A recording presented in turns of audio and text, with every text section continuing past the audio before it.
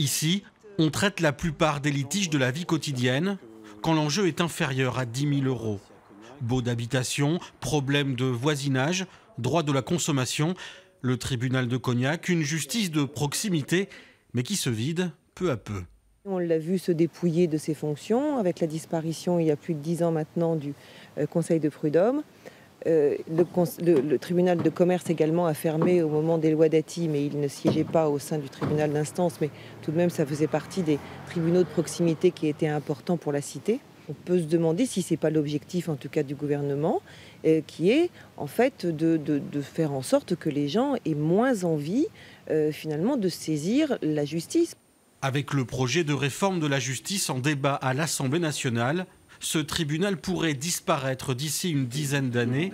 Pourtant, il a toute sa place dans ce territoire. La justice d'instance, c'est une justice de proximité qui traite des contentieux qui concernent le plus souvent les plus démunis et les plus fragiles.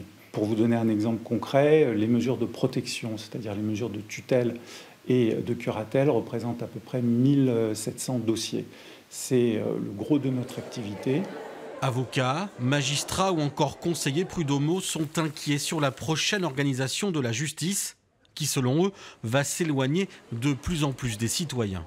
Certains contentieux vont échapper aux tribunaux départementaux à un moment ou à un autre. Ça va déjà être le cas potentiellement des injonctions de payer, par exemple, puisque c'est une plateforme nationale qui va gérer toutes les injonctions de payer. Donc ça échappera à tous les tribunaux localement. Il y a 10 ans, avec la réforme de la carte judiciaire, les tribunaux d'instance de Ruffec, Barbezieux et Confolens fermaient leurs portes.